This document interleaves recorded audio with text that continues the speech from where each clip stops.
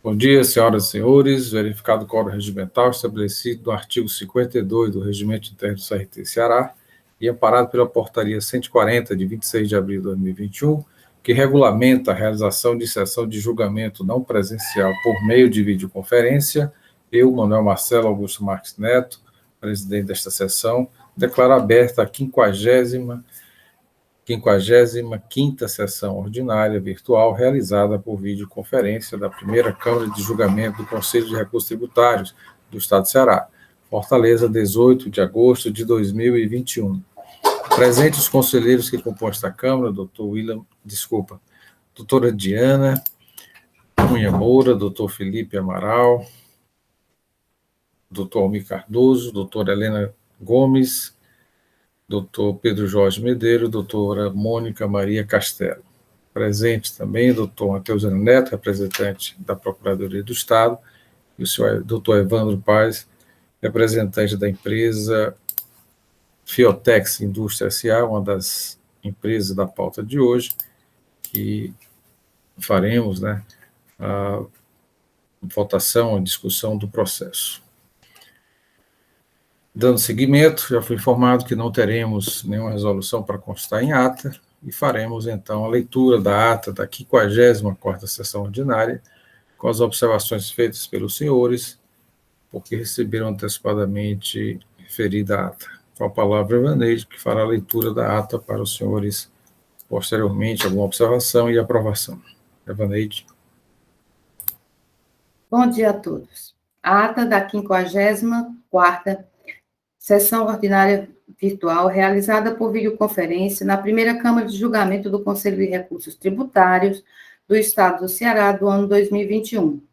Aos 17 dias do mês de agosto do ano 2021, às 8h30, verificado o quórum regimental estabelecido no artigo 52 do Regimento Interno do CRT-CE, amparado pela Portaria 140/2021, que regulamenta a realização de sessão de julgamento não presencial por meio de videoconferência, foi aberta a 54ª sessão ordinária virtual da primeira Câmara de Julgamento do Conselho de Recursos Tributários do Estado do Ceará, sob a presidência do Dr. Manuel Marcelo Augusto Marques Neto.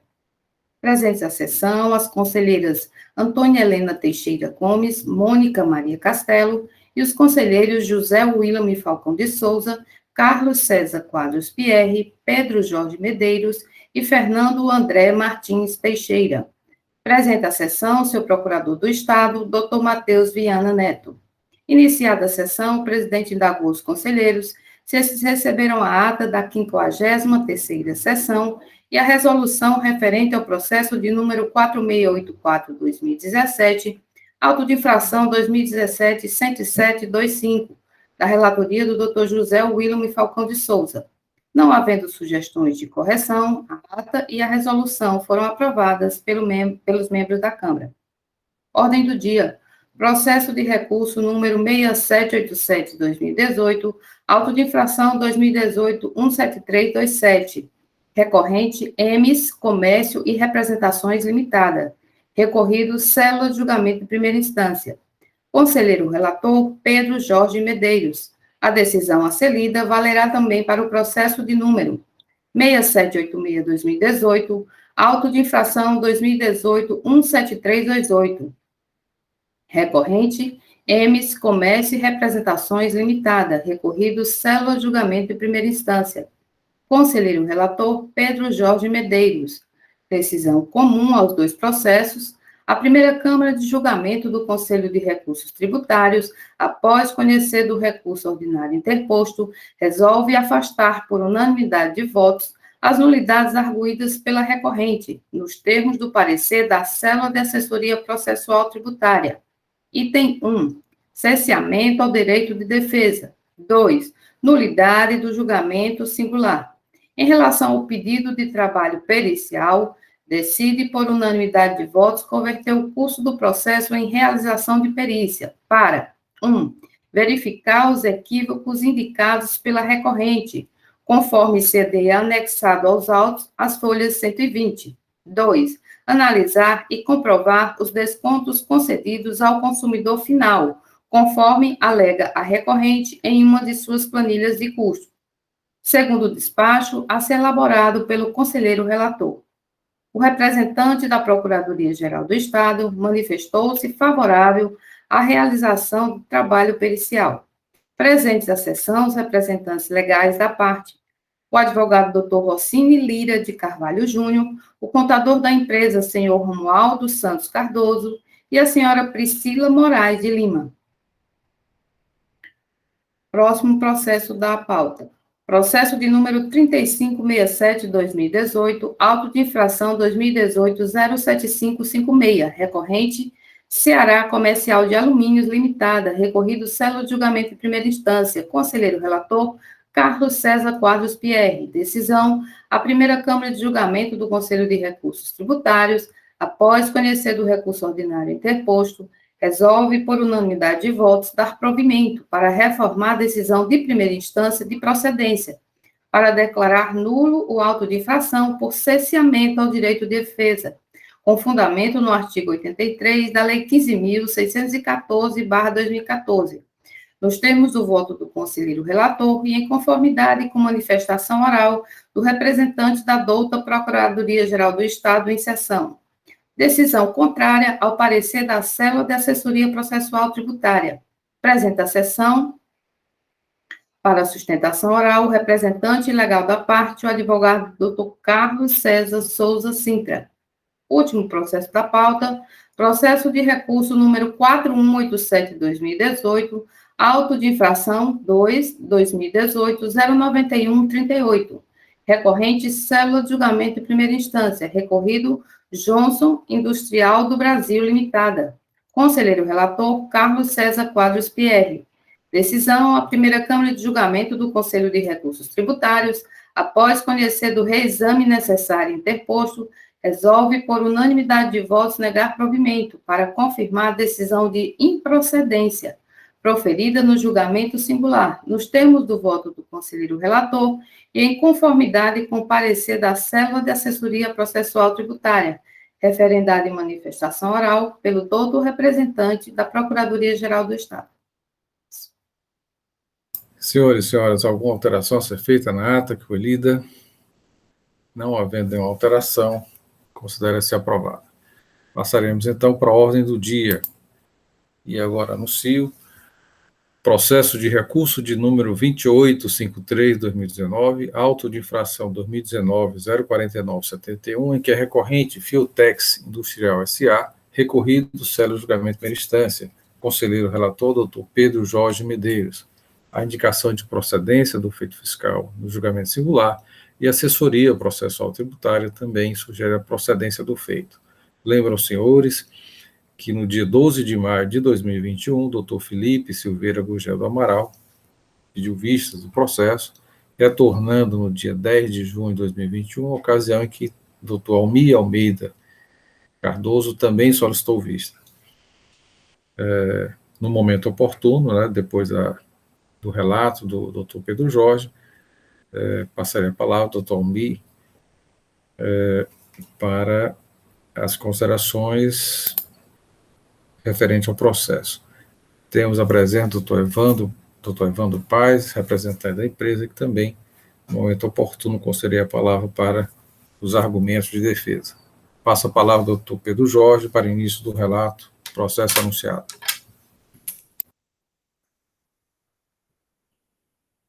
Bom dia a todos.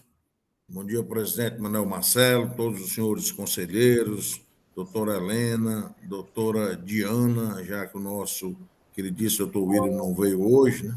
Doutora Mônica, doutor Felipe, doutor Almir, nossa secretária Evaneide, doutor Matheus, nosso procurador, e o doutor Evandro. Seja bem-vindo, doutor Evandro, advogado aqui da empresa, da parte, né?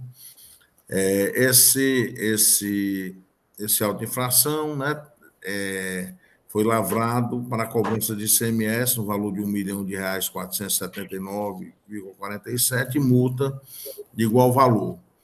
Segundo o fiscal, né, foi uma omissão de receita identificada através do levantamento fiscal, financeiro e contábil dos confrontos entre as informações contábeis e fiscais prestada pelo contribuinte oral autuado, identificando omissão de receita no montante de 2.705.000, assim como amplamente demonstrado nos arquivos de informações complementares. O período da inflação teria sido de 12 de 2015, né, a 12 de 2015, e a penalidade foi o artigo 123.1c da Lei 12.670. Segundo o fiscal, o confronto das escriturações contábeis digitais do contribuinte oral autuado, a Fiotex Industrial S.A., e da empresa comercial Companhia Industrial de Cimento Apodi, cuja contabilidade encontrava centralizada na sua matriz, e aponta claramente a ocorrência de operação de venda de energia elétrica entre a Fiotex e a Companhia Industrial de Cimento Apodi. Durante a fiscalização, a empresa afirma, o fiscal, né, afirma que a Fiotex cedeu para a Apodi os direitos na compra de energia da empresa Croma. Contudo, no entender do fiscal, tal cessão não altera a incidência de ICMS. Ele diz o seguinte: as receitas auferidas foram lançadas pela Fiotex na conta outras receitas, né? Outras receitas não operacionais, assim como previsto no seu plano de conta. Ora, é a própria Fiotex que informa em sua contabilidade que as suas receitas provêm de atividades não operacionais, com a venda de energia elétrica identificada, contrapondo a ideia defendida em suas justificativas formais. É sabido que ganhos financeiros são lançados na contabilidade como receitas financeiras e não como outras receitas operacionais. Ainda que amplamente demonstrada a circulação de mercadoria neste relato, principalmente pelas operações financeiras praticadas e seus correspondentes lançamentos contábeis, é necessário um olhar atento, minucioso e contextualizado das operações. Isso porque o descumprimento de determinações legais, tais como a ausência do registro de contrato de cessão de montantes na CCEE e falta de emissão de documentos fiscais para cobertar as operações que envolvem circulação de energia elétrica dificultam, mas não impedem a perfeita identificação do fato gerador do ICMS. Isso aí é o que o fiscal está falando, né? Aí ele conclui, entendendo que a Fiotex adquiriu energia elétrica da Croma, mas não utilizou o volume contratado por questões operacionais. Decidiu, dessa maneira, vender a energia elétrica que não seria utilizada para a empresa Apodi. A empresa Croma se encarregou de disponibilizar a mercadoria adquirida no ponto de entrega, conforme ajustado em contrato. A Apodi, ao receber energia, realizou pagamento, parte do pagamento para a Croma e outra parte para a Fiotex. A autuada apresentou impugnação, alegando que não efetuou comercialização de energia, mas tão somente transferiu os direitos contratuais perante a efetiva fornecedora de energia. Assim, em razão da transmissão desses direitos devidamente admitida no mercado regulador nacional, a contribuinte oferiu remuneração junto à cessionária, não pela entrega efetiva de energia elétrica enquanto mercadoria, mas tão somente pela cessão contratual propriamente dita, porquanto, e como é evidente, a empresa contribuinte não se apresentava como produtora ou comercializadora dessa mercadoria, tampouco a recebeu como destinatária, em ponto final, para depois retransmiti-la à cessionária. A Fiotex não comercializou e, portanto, não entregou à Apodi a energia elétrica, de sorte que a autuada nem mesmo chegou a receber essa mercadoria, de modo que pudesse transferi-la à cessionária, né? Só fazendo um parênteses, esse processo aí, como o nosso presidente falou, já foi objeto de dois pedidos de vista, né? E agora, nesse último, agora o contribuinte juntou aqui os memoriais, né, onde ele explica detalhadamente isso aí. Eu acho que todos os conselheiros receberam, inclusive com as notas fiscais de venda da Croma para a Apodi, né? E é claro que ele vai ter a oportunidade aí de falar na sustentação oral, né? Mas em análise de primeira instância, o julgador afastou os argumentos do contribuinte e julgou procedente. Ele entendeu que, sob a ótica tributária, na seção da energia elétrica, a preço livremente negociado, verifica-se a incidência do ICMS nos moldes a seguir. Na operação de venda de energia do comercializador para o consumidor livre, deve haver o recolhimento do ICMS sobre o total de energia elétrica vendida para o consumo. Na operação de cessão da sobra de energia para o consumidor, que pode ser de outra indústria, há o recolhimento de ICMS sobre a energia cedida, com recuperação do ICMS recolhido na etapa anterior. Ele afirmou ainda que a Fiotec se equivocou ao interpretar que a cessão de montantes de energia por meio de contratos firmados não precisaria de acobertamento de operações por documento fiscal. No estado de Ceará, as operações que envolvem a circulação de mercadoria deverão ser acobertadas por documentos fiscais. O contribuinte apresentou o recurso ordinário, né? E como eu falei agora, os memoriais, mas só analisando os recursos ordinários, a assessoria processual emitiu parecer entendendo pela procedência, né? Na realidade, a assessoria processual entendeu como aquela questão de vendas à ordem, né? Ele disse, não entendemos que houve omissão de receitas, mas as mesmas foram declaradas, classificadas pelo contribuinte como outra receita. Segundo as informações complementares apontam, a autuada lançou a receita como venda de energia mediante cessão. As mesmas foram declaradas, mas a mesma interpretou equivocadamente que não deveria ser emitida nota fiscal para essas operações de cessão de direito. Em nosso entendimento, o que houve, sim, foi falta de recolhimento de ICMS pela falta de emissão de nota fiscal para cobertar as operações de venda de energia elétrica para a empresa Podi. Pois, como se tratou de comercialização de mercadoria, energia, deveria, sim, ter sido emitida notas fiscais para cobertar a saída. Tudo isso com o devido registro do crédito das entradas e débitos das notas fiscais de saída. Então, presidente, esse é o breve relato.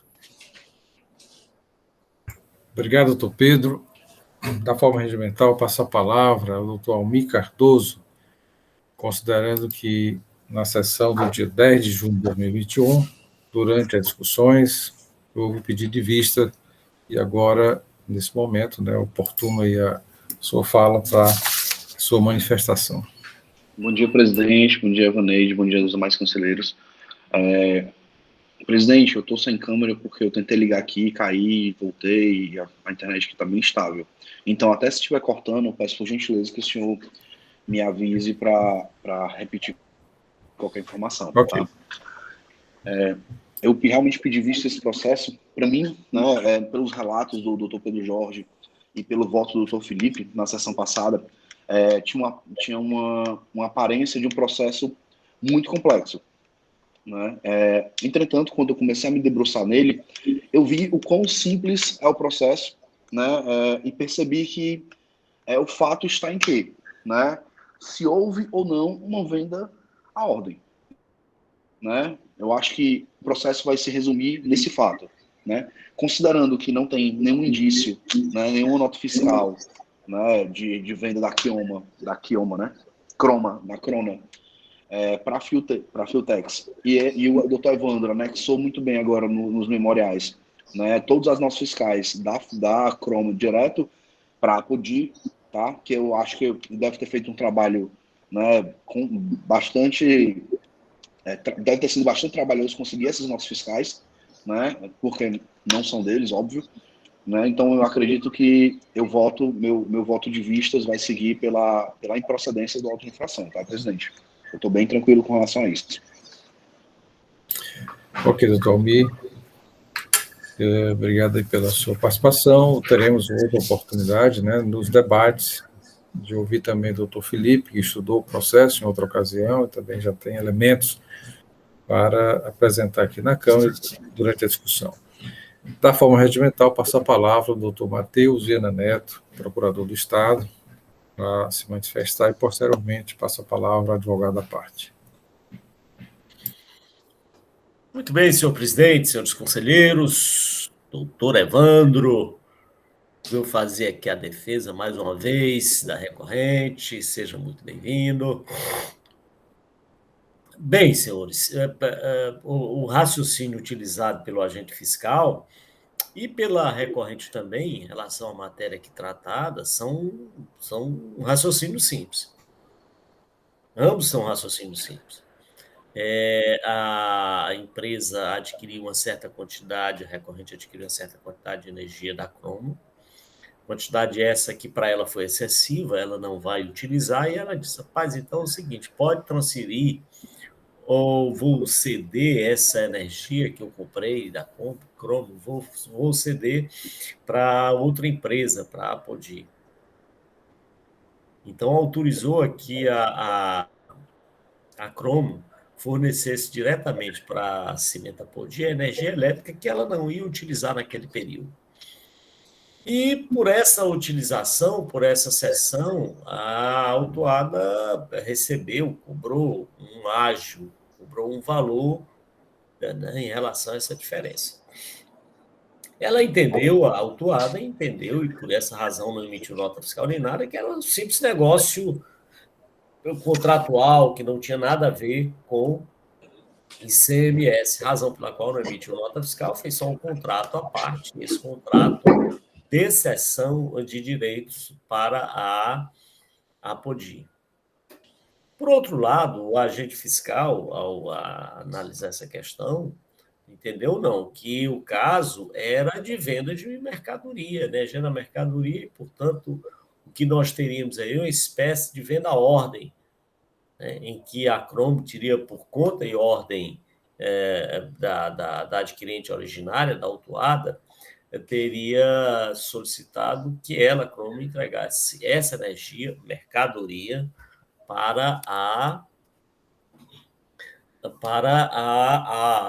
o Cimenta Apodi. Pronto. Essa é a situação posta.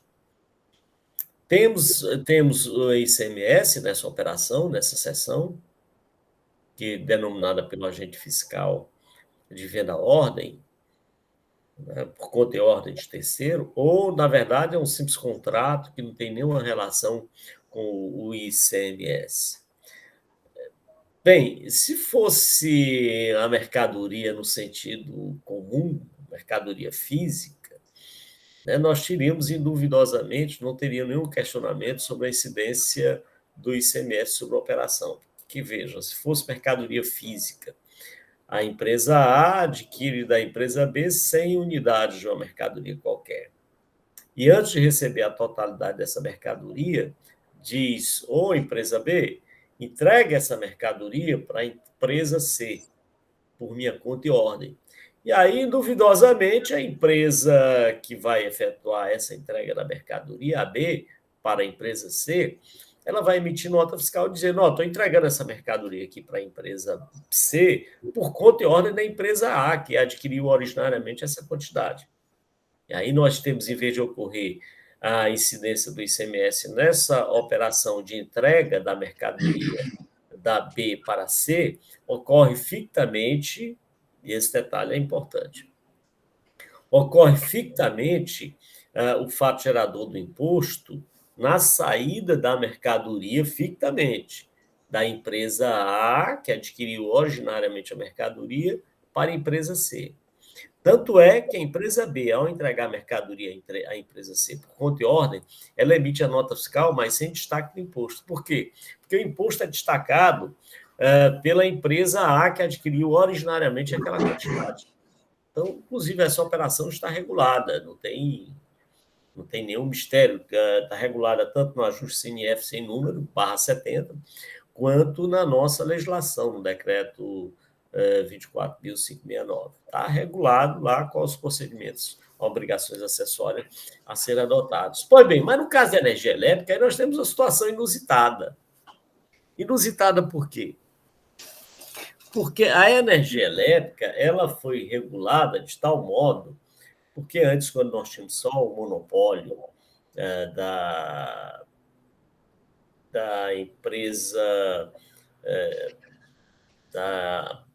até que da Embratel não, que vai ser vendido agora, que deve ser vendido. Anel. Anel. E a empresa dela, aí só ela fornecia, não tinha esse tipo de contrato, não tinha esse tipo de situação. Mas aí, através de ficções, né, a energia começou a ser comercializada pelos distribuidores e por outros fornecedores. E com isso criou esse tipo de situação. Esse tipo de situação na qual a empresa tem adquire uma quantidade de energia ou produz uma quantidade de energia e vende para outros, como se fosse uma mercadoria qualquer.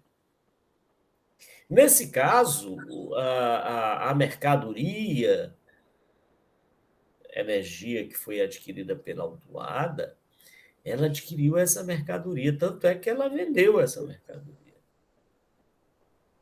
Porque se não for assim, se não fosse uma venda de mercadoria, aí não haveria a cobrança do ágio, simplesmente haveria a situação em que, olha, ou empresa Croma, eu não vou querer mais essa energia, tu pode fazer o que quiser, e não vou te pagar mais nada, já que eu não consumi, mas não. Né? A energia dela, aquela quantidade de energia, é da autuada e a autuada faz o que quiser. E o que é que ela fez disso? Entrega essa energia para o cimento Apodi. É uma situação inusitada, mas que não deixa de cair na hipótese de incidência do ICMS. Por quê? Porque a energia pertence não mais, aquela quantidade de energia pertence não mais à Cromo, mas pertence à autuada, que resolveu dizer, olha, eu estou vendendo essa mercadoria. Comprei por 100, estou vendendo por 110. E essa diferença, 20, 110, aliás, esses 10, eu registro como ágio na venda da mercadoria que eu adquiri. Então, ainda que seja uma situação inusitada, muito peculiar, e ainda que a Croma tenha emitido as notas fiscais para o cimento Apodi com destaque do imposto, eu já verifiquei isso, ou seja, há o destaque do imposto, mas essa diferença de valor deveria ser tributada exatamente como é a característica do ICMS. Ele tributa quase que, não é o valor agregado, não é o IVA, mas a tributação do ICMS decorre exatamente desse acréscimo do preço de mercadoria, a receita dos estados. Então, por essa razão, senhor presidente, que a Procuradoria entende que o caso, sim, é de procedência da acusação. Eu só não lembrei agora de verificar quanto à cobrança, se foi cobrado por atraso ou falta de recolhimento. E parece que o caso aqui, sim, é só de atraso de recolhimento, não há falta, aí não houve escamoteamento, não houve tentativa de esconder o fato, nada disso. O que houve foi a interpretação equivocada da legislação.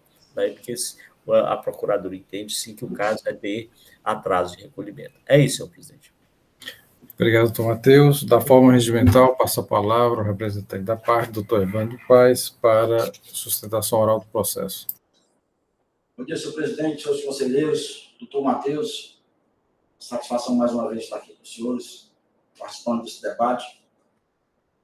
O assunto já foi objeto de enfoque nas sessões anteriores, inclusive sustentação oral feita por mim, na sessão do dia 10 de junho, e o que nós colocamos, que a defesa coloca, que chama a atenção dos senhores conselheiros, me permita também fazer discordar do posicionamento do doutor Matheus, com devida vênia, claro. Mas, assim, a situação, a gente conhece, sabe que a legislação tributária, ela regulamenta e permite que sejam respeitados aqueles institutos de direito privado, como o artigo 110 do Código Tributário Nacional. E a seção contratual se enquadra nessa situação. A discussão toda aqui que se trouxe pelo agente fiscal e foi reforçada pelo parecer da assessoria processual tributária, é de que essa seção, esse ágio recebido, configuraria uma espécie de venda à ordem.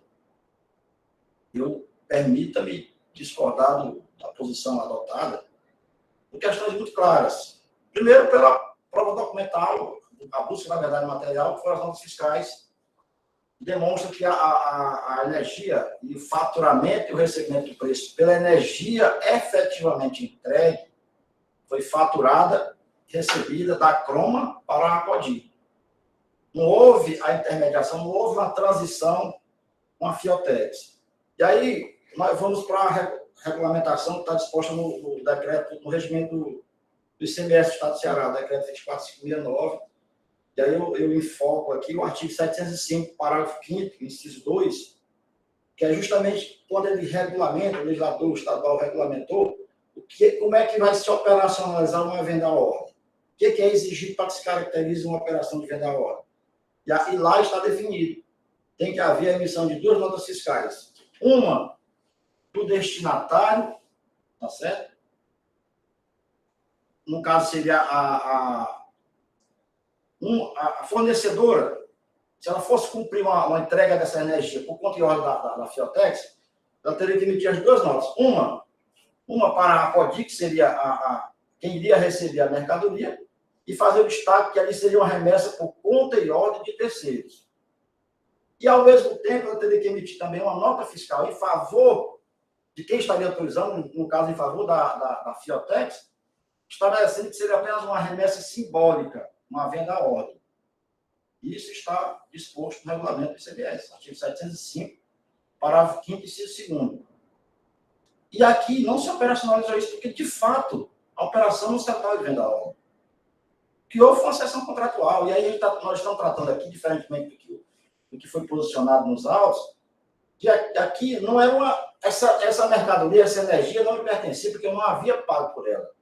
O que eu contratei com a Croma em 2010, foi uma potência garantida. Eu tinha, que por ser um polo industrial grande, parte fabril, eu tinha que ter a segurança de que minha atividade industrial não poderia ficar sujeita a uma solução de continuidade por falta de energia. Então, essa energia não é adquirida junto com a distribuidora que atende o consumidor normal. Ela tem que ser adquirida nos grandes distribuidores, justamente porque eu sou um grande consumidor, eu sou um polo industrial. Por isso é que são feitos esses contratos com essas distribuidoras, diferente da EMA aqui. E aí é a chamada potência de reserva, a potência garantida. Eu tenho que ter a segurança de que eu tenho que receber essa mercadoria, energia, para que minha atividade possa prosseguir. Então, o que eu contratei, eu não paguei por essa energia no momento da contratação. Eu contratei uma potência de reserva.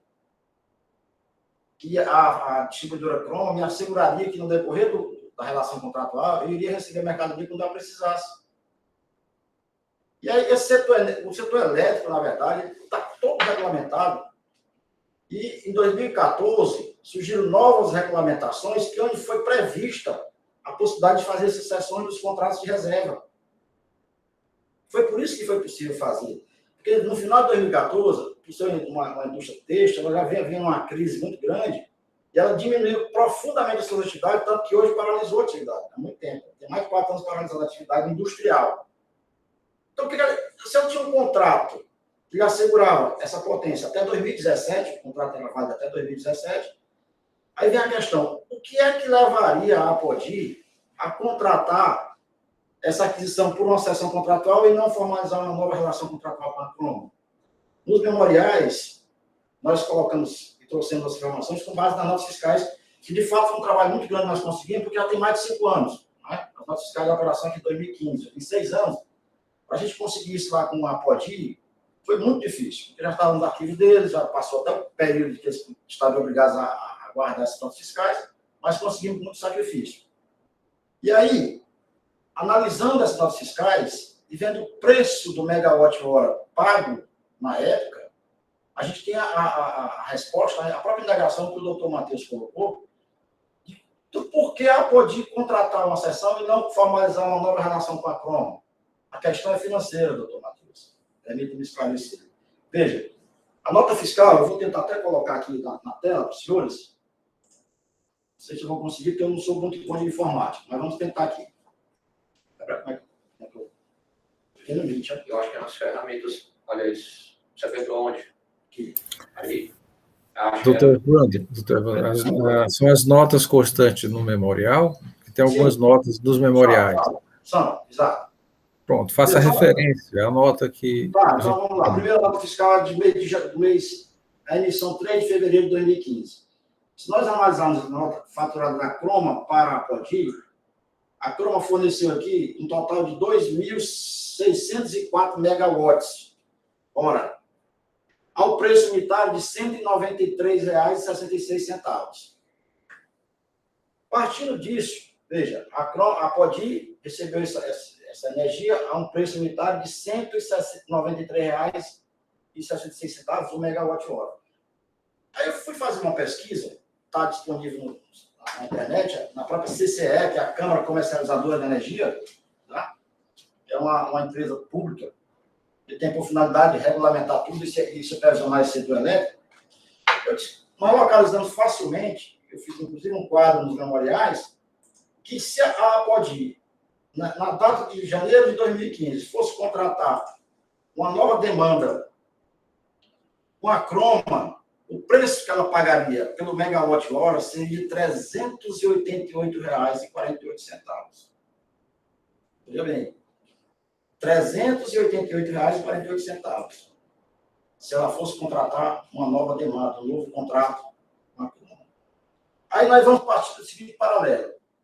Ela pagou 193 pela energia efetivamente fornecida pela Croma e pagou mais um ágio para a Fiotex. Se nós somarmos o valor total do fornecimento de energia, que foi R$ 504 mil e alguns centavos, mais o valor mensal de ágio que ela pagou, ela ainda teve um lucro, ela teve uma vantagem econômica de R$ 96,90 por cada megawatt fornecido, que gerou para ela, só em relação a essa primeira aquisição, uma vantagem de R$ 252 mil. Então, é isso que justificava, e ainda hoje justifica, situações como essas, em que se operacionalizam essas seções contratuais de potências garantidas. É esse todo o cenário que envolve essas empresas grandes consumidoras de energia. Veja, a Fiotex contratou a um preço pré-estabelecido em 2010. Desculpa, acho que 2011, não falei embora. 2010. Para vigorar por 7 anos. Porque o preço do megawatt sujeito apenas à correção monetária anual. E o setor elétrico, a gente sabe que ele é variável em razão até mesmo dessa falta muitas vezes, de chuva dos grandes locais que são produzindo energia elétrica, que a nossa fonte ainda hoje são as hidrelétricas, a maior fonte produtora. Então, a vantagem era essa, era um preço pré-estabelecido e, no final, fica mais barato do que fazer uma contratação nova. Então, essa primeira parte, em relação à indagação feita pelo Dr. Matheus, é questão financeira, econômica. Contratar uma nova relação com a Croma, o preço seria outro completamente diferente, muito acima. A vantagem econômica está demonstrada. E a legislação tributária assegura isso, que se respeite aquelas normas do direito privado. Tem um contrato de potência garantida. Eu não paguei por aquela mercadoria. Eu não sou proprietário daquela mercadoria, porque não a paguei ainda. Portanto, eu não poderia autorizar simplesmente a Croma que ela entregasse a terceiro, porque a mercadoria não era minha. E pela própria legislação estadual, do regulamento do ICMS, para que isso acontecesse, tinha que haver todo o formato que o legislador estadual definiu. 2 notas fiscais. Então, nós tínhamos 705. É muito claro isso. E aqui não aconteceu. A nota fiscal está transparente, foi apresentada para os senhores, tardiamente. Acredito que não, porque ainda estamos numa fase de julgamento ainda, mas porque a dificuldade foi grande e, na verdade, eu entendo, com a devida venha, mais uma vez, que no curso da ação fiscal, isso poderia ter sido um objeto de aprofundamento pelo próprio auditor fiscal, de buscar essas notas fiscais, ou pessoas diligenciadas junto à Croma, junto à Podi, nesse aspecto. E a única diligência que foi feita junto à Podi foi confirmar se os valores eram realmente vinculados ao contrato. Se aqueles valores que ela pagou para a Fiotex eram vinculados ao contrato de cessão, que foi confirmado. Mas em relação à própria operacionalização, como se deu o fornecimento e a entrega da mercadoria, isso não foi objeto de diligência. Né? Então, passada essa questão, a gente vai para outro ponto. essa questão da venda à ordem tem que estar muito bem esclarecida e afastada, porque realmente a prova documental é muito transparente. Ela não se foi cumprida aquilo que está no regulamento, nem poderia ser, porque a minha cliente ela não era proprietária da mercadoria. Ela não havia adquirido mercadoria ainda, ela não havia pago por aquela mercadoria. Ela tinha o direito de compra de uma potência previamente reservada para ela. E a regulamentação do setor elétrico, em 2014, ela veio a dispor isso, justamente isso, permitir que se fizesse a cessão daqueles excedentes que você não iria adquirir. Mas por que isso? Porque isso é interessante para o desenvolvimento do país. Por isso que foi regulamentado dessa forma, foi prevista essa cessão. Um outro ponto que o auditor trabalhou muito bem nessa questão de levantar toda a regulamentação do setor elétrico. Ele foi muito profícuo nesse aspecto aí.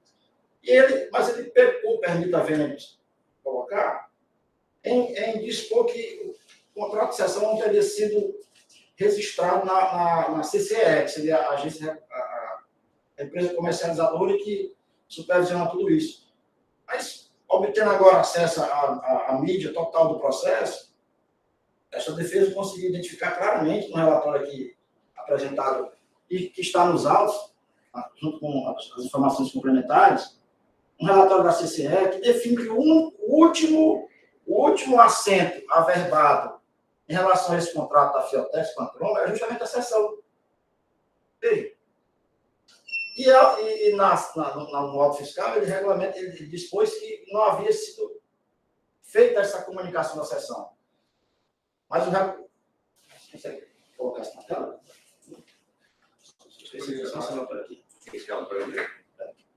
Mas isso está nos autos. Isso daí. Estou já falando. Não quero falar com base nisso.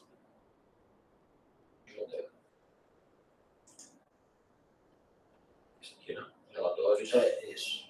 Abre aí, por favor. Vai aparecer. Só um minutinho, por favor, Lúcio.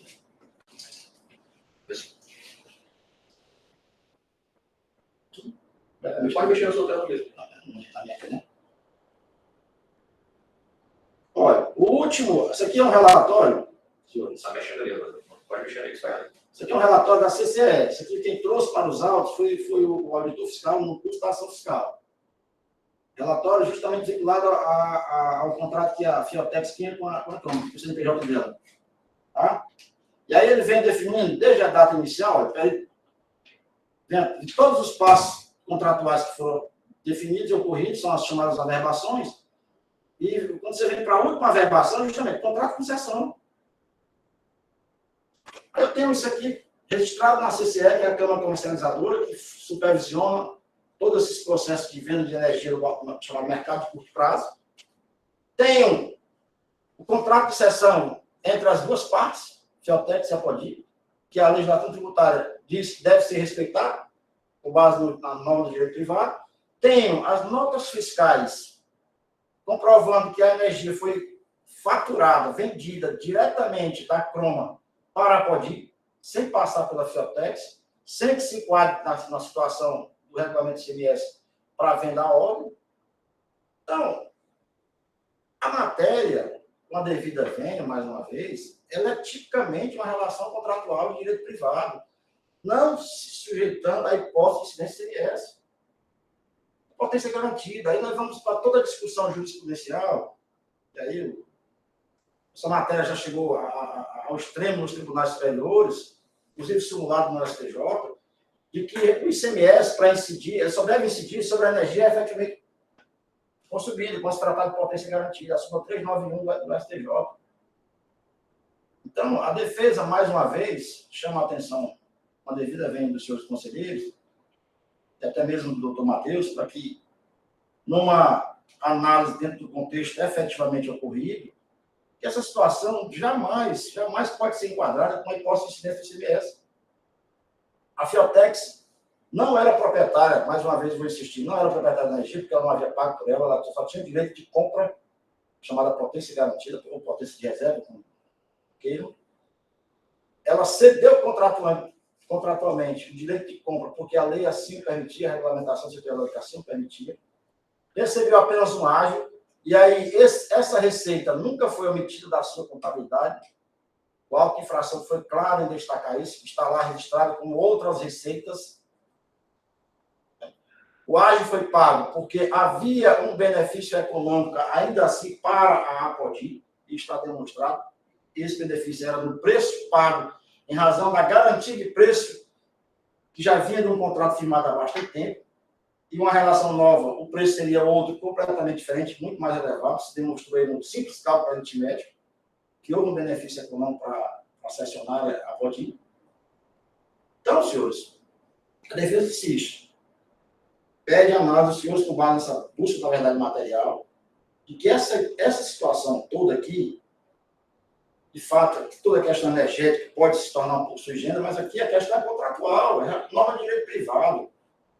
Não se enquadra em hipótese nenhuma de existência do CMS. Não há meio de se tentar, um esforço hércules, ainda que fosse, de tentar enquadrar isso como uma venda de energia. A Fiotex não tem histórico nenhum de jamais ter operacionalizado essa atividade. Ela era um parque industrial, comprava energia para o seu insumo. E cedeu apenas um excedente porque ela não iria mais adquirir, não iria mais necessitar utilizar, para o qual ele não havia pago. Então, essa mercadoria não estava no seu ativo. O que ela tinha no ativo era um direito contratual de compra conjuntamente com obrigações contratuais. Ela cedeu tudo isso, ela não cedeu só o direito, cedeu as obrigações contratuais também. É tanto que as notas fiscais, a entrega da energia, tudo foi feito diretamente entre a fornecedora Croma e a nova adquirente Apodi. O que houve, de fato de direito, foi uma substituição contratual, a chamada subrogação. Isso são normas que vêm do direito privado e que a legislação tributária, artigo 110 do CTN, volto a dizer, diz devam ser respeitadas pelas normas tributárias. Então, a defesa insiste no pedido já feito de improcedência da autuação, que, de fato, aqui não é hipótese de incidência do CMS. Agradeço a atenção de todos. Muito obrigado. Obrigado, doutor Evandro. Vamos iniciar os debates. Processo em discussão. Pela ordem, doutora Helena Gomes e depois a doutora Mônica Castelo. Bom dia a todos. Eu estava tentando aqui, desde o começo que eu comecei a dar uma olhada nesse processo, tentar fechar aqui esse círculo, porque realmente não é uma operação tão simples. É uma operação triangular, pelo que eu entendi aqui dos autos, a Croma vendeu uma mercadoria, no caso, a energia elétrica, para a Fiotex, que disse que pegou parte dessa mercadoria adquirida da Croma e disse para a Croma, Croma, essa restante, essa parcela dessa mercadoria, você entrega lá para a Apodi, porque eu estou cedendo os direitos de uso dessa mercadoria para a Apodi. E a Apodi, inclusive, registrou as entradas da aquisição dessa mercadoria. Então, assim, existem dois elementos que configuram aí a questão, ao meu entender, a incidência do imposto, do ICMS. Uma é a transferência da propriedade. A segunda, a circulação da mercadoria. Então, independente de ser um contrato de cessão, é um contrato de cessão oneroso que envolveu a circulação da mercadoria, embora de uma forma fictícia, e que envolveu uma transferência de propriedade. Então, eu não tenho dúvida quanto à possibilidade, quanto à incidência, sim, do ICMS, exatamente levando em consideração esses dois elementos que configuram a incidência do imposto, a transferência da propriedade e a circulação da mercadoria. Então, mesmo sendo um contrato de cessão, é importante a gente verificar que a empresa auferiu lucro por essa diferença e que houve de forma fictícia a transferência da propriedade. Há, sim, a incidência do imposto sobre essa diferença. É isso que eu tenho a pontuar no momento, senhor presidente. Eu vou aguardar aí, mais uma vez, a continuidade das discussões. Pela ordem. Só a título de esclarecimento, se eu me permitir. Pois não, doutor Evandro, objetivamente, até porque temos outros inscritos. Pois não, com a palavra. Claro que a mercadoria não havia sido entregue para a Fiotec, ela não era proprietária porque não havia sequer pago. Tá? Então, a potência é garantida, é um item diferente que nós estamos tratando aqui. Só isso. Obrigado, doutor Evandro, pelo esclarecimento. Pela ordem, doutora Mônica Castelo, e depois o doutor Felipe Amaral. Obrigada, presidente. Bom dia, senhoras e senhores, todos presentes. Eu vou apenas colaborar, acrescentando aqui ao raciocínio da doutora Helena, que foi, apesar de bem sucinto, mas foi extremamente pontual e certeiro, mas eu acrescento também, né, assim, de acordo com as colocações feitas pela defesa da parte, que o fato de não ter sido observado o disposto no artigo 705, parágrafo 2º, onde deveria ter havido, né, no caso, a emissão, se fosse venda à ordem, deveria ter tido, né, notas fiscais. O fato de as empresas não terem cumprido com obrigações acessórias não significa que a obrigação principal ela deixa de existir, muito pelo contrário. Né? A gente vê aqui mais uma questão que ficou em desacordo com o que deveria ter sido realmente feito. Né? Ou seja, a emissão realmente dessa documentação. Esse é um ponto. Outro ponto que assim, foi muito bem colocado pela Procuradoria, a gente tem um pouco de dificuldade de verificar isso, né, por talvez se tratar da energia. Se fosse uma mercadoria comum, isso seria perfeitamente claro. Né? Mas a nossa própria legislação já diz que energia elétrica é mercadoria, ela é considerada mercadoria. Eu estava aqui procurando no nosso regulamento, assim, na nossa legislação, né, e eu me lembro que, inclusive, essa fala foi citada até recentemente pela Procuradoria, o doutor Matheus, eu estava tentando encontrar o artigo, em que as questões particulares, né, entre as partes, elas não podem ser superior, se sobrepor às questões tributárias, as questões relacionadas à fiscalização. Depois, doutor Matheus, se o senhor puder me ajudar, se o senhor lembrar, né, existe essa previsão. Então, por mais que a parte esteja alegando que se trata de uma questão, de uma cessão de direitos, como muito bem pontuado, houve um ganho. Inclusive, a própria empresa, né, a hora autuada, ela registrou em sua contabilidade como uma receita. Né? Então, assim, diante de todos esses fatos aqui que foram trazidos, não tem como, né, fugir dessa questão da procedência desse auto de infração, de que realmente houve uma transação com a energia elétrica, onde houve ganho com relação a isso e que a empresa deixou de tributar esta operação. Daí, em decorrência disso, é que essa autuação ela deve prosperar. É nesse sentido. Obrigada. Pela ordem, doutor Felipe Amaral. Senhor presidente, doutor Matheus, colegas conselheiros, doutor Evandro, muito bom dia a todos. Vamos lá, o processo é interessantíssimo, né? Matéria realmente bem rica em todos os aspectos. E eu gostaria de iniciar deixando bem claro que alguns fatos são incontroversos, até pela fala da doutora Helena, da doutora Mônica, citado pelo doutor Matheus. A empresa teve lucro em decorrência desse ágio? Sim. Ela teve receita em decorrência dessa cessão? Sim.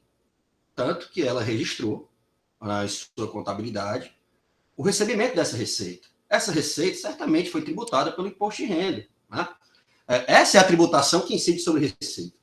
O que temos que discutir aqui é se essa operação, se esse negócio jurídico realizado, ele é fato gerador de ICMS, que é uma receita, que é lucro, todo mundo está de acordo, isso não é discutido no processo. Incide imposto de renda, a discussão é se incide o ICMS. E aí, temos que voltar, qual é o fato gerador do ICMS? Né? Quais são os elementos que compõem a regra matriz desse tributo? Critério material, temporal, quantitativo, né?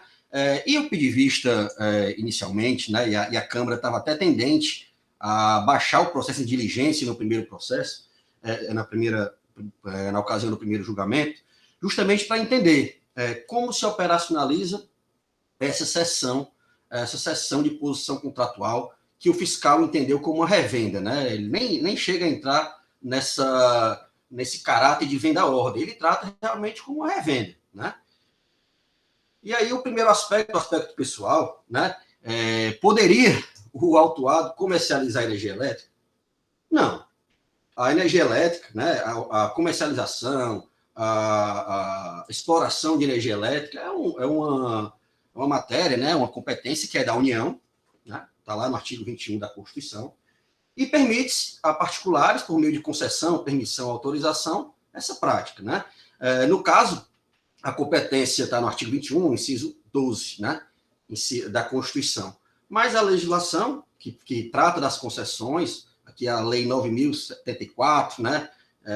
No artigo 4º, ela coloca as concessões, permissões, autorizações, exploração de serviços, instalação de energia elétrica e aproveitamento de água serão contratados, prorrogados e outorgados na forma desta e da Lei 8.987.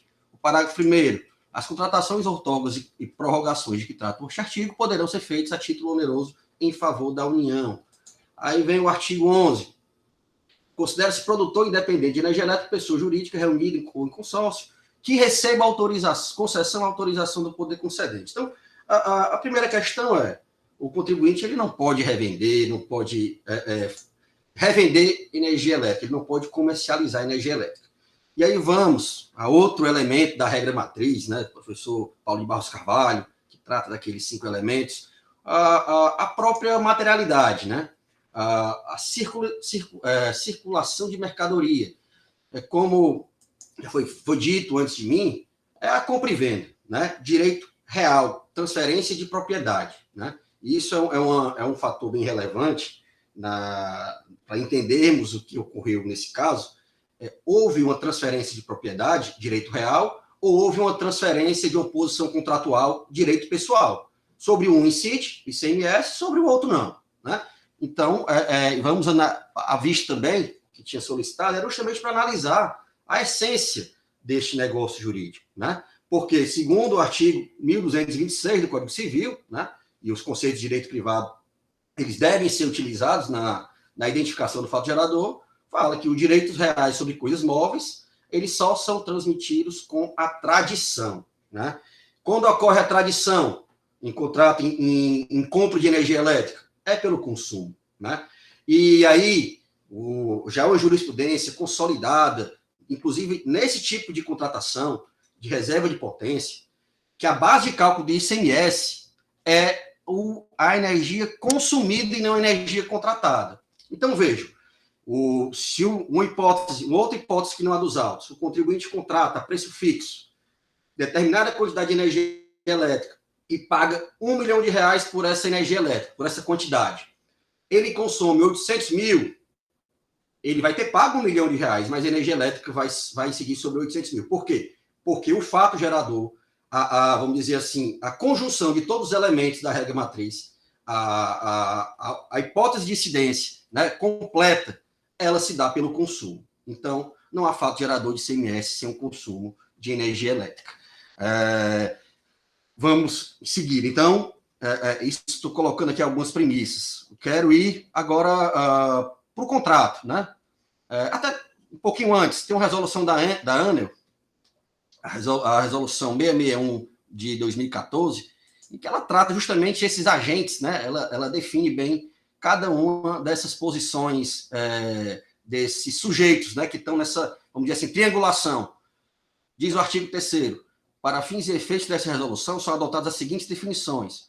Agente cedente é o agente da CCE pertencente à classe dos agentes consumidores, que no caso era a própria Fiotex, consumidores especiais, quando da cessão dos montantes de energia elétrica. Agente cessionário, agente pertencente à classe dos agentes consumidores também, categoria. E o agente vendedor, né? Agente vendedor, isso aí ele está tratando especificamente da cessão. Agente da CCE é pertencente à categoria de geração à classe de agentes. Ou seja, mesmo nos casos de cessão, o agente vendedor, como não poderia deixar de ser, já que é uma competência reservada à Constituição ou à União, que pode, por meio de concessão, autorização, transferir a terceiro. O agente vendedor continua sendo o produtor ou o gerador, no caso, a CRAN. Tá? Então, na própria resolução da ANEEL, isso também é demonstrado. E eu vou aqui, senhores, para o contrato.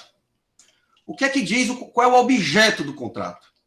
Aqui, eu pego a cláusula segunda do próprio contrato, isso aqui é o contrato originário, CRANA Friotex, em que diz: o presente contrato tem por objetivo estabelecer os termos e condições que regerão, na verdade, está um pouco, a comercialização de compra e venda de energia elétrica entre as partes, por meio da qual a vendedora fornecerá à compradora, mediante pagamento de preço, a energia elétrica contratada nos montantes e demais especificações do anexo. Parágrafo 1º. A energia contratada será disponibilizada pela vendedora à compradora, simbolicamente no ponto de entrega, independentemente do montante de energia elétrica que a vendedora ou a fonte geradora que eu não consigo ler. Mas qual é a essência do objeto? Aqui, melhor definido do que uma compra e venda é uma promessa de compra e venda. Eu estou aqui, por meio de um contrato firmado hoje, regular as compras e vendas de energia elétrica futuras por um preço pré-determinado e com garantia de fornecimento, com garantia de quantidade. À medida que eu vou consumindo mês a mês, é emitida a fatura de energia elétrica, eu faço o pagamento e sigo o posto. De acordo, ou seja, nessa forma, atende. Energia consumida, preço pago, imposto devido. E assim foi feito durante o início da relação. A cláusula 4ª, ainda desse contrato, ele coloca: a vendedora disponibilizar para a compradora no ponto de entrega, para cada mês do período de suprimento, já sei a especificação, não é essa. O montante de energia mensal será distribuído de forma constante durante todas as horas do mês e tal. Aí a cláusula 6ª, era essa que eu queria chegar. As condições de faturamento e pagamento.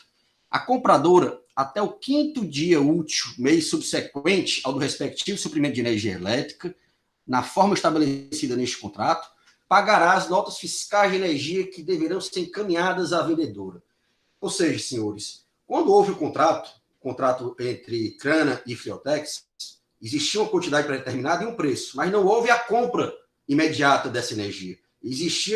Houve aqui o estabelecimento das condições pelas quais essas compras futuras elas seriam realizadas. Né? Como eu disse, caracteriza isso aqui muito mais como uma promessa de compra e venda com condições pré-estabelecidas do que uma compra efetivamente ocorrida. Porque a compra efetivamente ocorrida, né, a compra e venda, e aqui estamos tratando, ninguém discute que energia elétrica é mercadoria, e nem discute também, obviamente, que é um bem móvel e não um bem imóvel, ela se dá pela tradição que, segundo a jurisprudência consolidada, a tradição da energia elétrica ela ocorre com o consumo. Tá? Então, não houve vários fatos geradores de acordo com que a energia ia sendo consumida. O que ocorreu? Há previsão na legislação, não vou aqui ser repetitivo, a questão da cessão da posição contratual, ela é regulada, está aqui no artigo 25 da Lei 12.783, há regulamentos expressamente dispondo sobre isso, inclusive que ela pode se dar a título oneroso, né? Então, ocorreu o quê? Ocorreu a cessão da posição contratual, né? Aquela promessa de compra e venda que vinha sendo executada pela Friotex, ela tinha um prazo determinado, não tinha vencido, a empresa acabou que tornou-se não operacional, não ia mais utilizar a energia, e houve uma cessão de posição contratual. Ou seja, isso com a anuência, obviamente, da CRANA, né, com a devida comunicação da Câmara de Comercialização de Energia Elétrica, de modo que aquela promessa de compra e venda futura feita pela CRANA, ela passou a ser, vamos dizer assim, um direito pessoal da Apodi. Ou seja, a Apodi passou a ser credora daquele contrato e devedora. A partir daquele momento, a nota fiscal, isso era também um elemento que faltou, que quase motivou a opinar por baixar o processo de diligência. A partir daquele momento estático em que houve a cessão, a energia elétrica foi consumida pela Apodi, faturada para a Apodi e aqui incidiu o ICMS. Ou seja, antes da cessão, energia consumida pela Fiotex, ICMS pago. Alterou a posição contratual, energia consumida pela Apodi, ICMS. Não houve a ausência de pagamento de imposto nessa operação. Toda a energia consumida foi faturada, teve o ICMS de acordo com os momentos em que ocorreram os fatos geradores. E aqui eu trago até um posicionamento do STJ especificamente sobre esse tema. Eu já tinha também relatado, por ocasião do julgamento anterior, que é o recurso especial 1.615.790 de Minas Gerais. O relator é o ministro Gugel de Faria, né? E aqui eu vou pedir vênia só para fazer a leitura de um trecho, o item 5 da emenda, que trata dessas operações de Mercado Livre, e ele conclui: tais operações não decorrem propriamente de contratos de compra e venda de energia elétrica, mas sim de cessões de direitos entre consumidores, intermediadas pela CCE, para utilização de energia elétrica adquirida no Mercado Livre, cujo valor final já sofreu a tributação do imposto. O fato de os consumidores poderem operar no aludido mercado de curto prazo, não os transforma em agentes do setor elétrico, aptos a realizar algumas das tarefas imprescindíveis ao processo de circulação física e jurídica dessa riqueza, relativa à sua geração, transmissão ou distribuição, de modo que nenhum deles, consumidor, credor ou devedor junto à CCE, pode proceder à saída de mercadoria. Ou seja, não é permitido a eles sequer a prática desse fato gerador. E não é isso que ocorre com a cessão. E conclui: o que afasta a configuração do fato gerador do imposto, nos moldes, nos termos dos artigos 2º e 12 da Lei Complementar 87 de 96. Portanto, senhores, assim, e já concluindo, perdendo aí pelo avanço, mas que o tema realmente é rico e tínhamos que entender a essência dessa operação. A receita decorrente justamente é um ágio, né? Quem assume essa posição paga o preço, porque ele vai passar a exercer a compra e venda de energia elétrica em condições mais benéficas do que aquela que ele contrataria originalmente. E isso só ocorreu porque houve a anuência do gerador.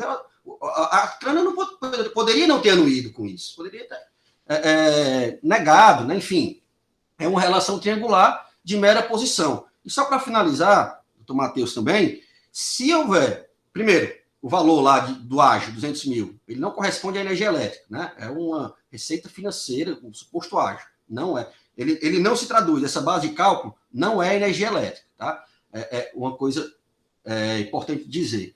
E se houver tributação nessa relação entre Fiotex e Apodi, há uma clara bitributação do ICMS, é evidente. Ele não adquiriu, após a cessão, não houve entrada de mercadoria, ele não tem crédito a ser abatido, vai simplesmente gerar uma operação de saída sem entrada, né? O que, a meu ver, ela não poderia ocorrer, senhor presidente. Então, nesse sentido, já encaminhando o voto de improcedência, né, de provimento do recurso, improcedência da ação fiscal, justamente por essa operação ser fato. É uma receita financeira atípica a incidência do ICMS, senhor presidente. É o que tinha a contribuir. Obrigado, doutor Felipe Amaral. Há um pedido do Almir Cardoso. Mantém, doutor Almir, o pedido? Mantenho, presidente. Tem instabilidade aqui no meu sistema. Com a palavra. Presidente e mais conselheiros, o Felipe pontuou muito bem, né, o formato da relação jurídica dessa operação, em específico, tá? Eu queria só frisar alguns pontos em que ele falou que, para mim, são os pontos chaves. Primeiro, a Fiotex não pode vender energia elétrica, ela não tem autorização para isso. Segundo, ela não efetuou uma venda efetiva de energia elétrica, ela não recebeu, digamos que seria comparável a um produto, uma mercadoria, um celular, por exemplo. Ela não recebeu um celular e mandou entregar, e muito menos chegou para a Apple, por exemplo, e disse: Apple, eu estou aqui comprando um celular, eu estou aqui intermediando uma compra e venda de um celular teu, e tu vai entregar lá na Apple, né? Então, assim, e outro ponto também que é relevante, que ele pontuou, né, seria o ponto de que não teve efetivamente o consumo, né? E isso aí já está pacificado nos tribunais superiores, E eu acho que esse ponto, independente do intuito operacional que vocês entendam, da forma como ele vai acontecer, né, eu entendo que não teria incidência de ICMS. Tá? Obrigado, doutor Almir. Pela ordem, doutora Diana Cunha Moura. Bom dia a todos, em nome do presidente da sessão. Eu gostaria de ressaltar, nas informações complementares, eu vou abrir aqui a página, na página 14, do levantamento fiscal. O confronto das escriturações contábeis digitais, ECD, do contribuinte hora autuado, Fiotex Industrial, e da empresa Companhia Industrial de Cimento Apodi, cuja contabilidade encontra-se centralizada em sua matriz, aponta claramente a ocorrência de operações de vendas de energia elétrica entre a Fiotex Industrial S.A. e a Companhia Industrial de Cimento Apodi, totalizando um montante de R$ 2.705.000. Observamos a conta 3.3.100.000001, outras receitas energia, constante na SCD 2015 da empresa Fiotex, cujo arquivo original, tem o número do arquivo na informação complementar, consta anexo a esta informação complementar. Está clara a referência à operação de venda de energia elétrica à empresa Apodi, inclusive contabilizada como outras receitas na escrituração contábil digital da empresa Fiotex. Por consequência, a fim de confirmar a veracidade dos lançamentos acima apontados, solicitamos justificativas ao relatório H, anexo ao termo de intimação número 2019-01698, cientificado pelo número do AR, que tem nos autos, prontamente, assim como durante todo o procedimento fiscal, o contribuinte atendeu à fiscalização apresentando justificativas formais, que constam anexas, às quais passaremos a denominar justificativas do dia 22 de 3 de 2019, pois foram apresentadas nesta data. Eu gostaria de ressaltar esse trecho, porque, para mim, ele é extremamente elucidativo de que houve incidência de ICMS, ao fato gerador, à venda de energia elétrica. E ressaltando, eu não vou falar mais dos pontos que as minhas colegas falaram, Helena e Mônica, porque para mim também está muito claro todos os pontos do auto que realmente houve uma venda de energia elétrica seguida de uma não emissão de documento fiscal eletrônico. Obrigada, senhor presidente. Obrigado, doutora Diana. Mais algum conselheiro quer se manifestar sobre a matéria? Acho que é amplamente já discutida, muito detalhada, estudada, 2 pedidos de vista, tanto do doutor Felipe como do doutor Almir. Entendo que o processo está maduro, né, para a nossa análise e votação. Doutor Matheus, alguma consideração adicional? Senhor presidente, as considerações que foram feitas pelo doutor Felipe, ele analisou muito bem, não posso deixar de reconhecer isso, né? Ele fez uma análise muito inteligente de todas essas operações. E isso citou que me parece 2 questões que são importantes. A primeira questão é quanto à autuada não ter recebido essa energia. Quer dizer, efetivamente, ela não recebeu essa energia. Tanto é que não tem entrada de energia no seu estabelecimento. Se não houve entrada de energia no seu estabelecimento, como é que ela pode ter vendido energia elétrica? Se nós utilizarmos como parâmetro a energia física, a mercadoria física, é evidente que não houve operação de entrada mesmo, não. Né? Quer dizer, se não houve entrada, como é que ela pode vender? Esse é um ponto que me pareceu muito interessante, suscitado pelo doutor Felipe. Outro ponto que me pareceu que o doutor Felipe utilizou, inclusive falou a respeito de precedentes do STJ, quanto precedentes, aliás, da decisão definitiva, né? Inclusive do STF, quanto à questão da demanda contratada. E esse é um ponto relevante que me parece também que deve ser considerado. Afinal, o contrato que foi efetuado originariamente pela autuada com a Croma foi um contrato de demanda. Veja bem, doutor Felipe, eu acho que esse detalhe aqui é importantíssimo. Foi um contrato de demanda contratada, porque se foi a demanda contratada, ou seja, se a empresa recorrente ela fez um contrato com a Croma de demanda contratada, ou seja, de que ela não adquiriu energia elétrica, ela vai pagar sempre pelo que consumir, autuada. Ela vai pagar pelo consumir. O que ela contratou foi que, quando ela precisasse, naquele ponto lá, que são as suas instalações, a contratada ia colocar à disposição dela uma certa potência de energia com aqueles picos. Ora, se é isso que ela está vendendo, que ela vendeu, então realmente não é considerado mercadoria pelo STJ, nem pelo Supremo Tribunal Federal. Aliás, o Supremo já se manifestou também, diz não. O ICMS incide sobre o que efetivamente foi consumido. Eu tive olhando o contrato para ver, afinal, que tipo de contrato foi esse celebrado entre a autuada e a Croma. Mas eu não consegui identificar claramente se foi um contrato de demanda ou se foi um contrato de fornecimento de energia elétrica normal. E esse dado me parece relevante, doutor Felipe, de demais conselheiros, para definir a incidência ou não do ICMS.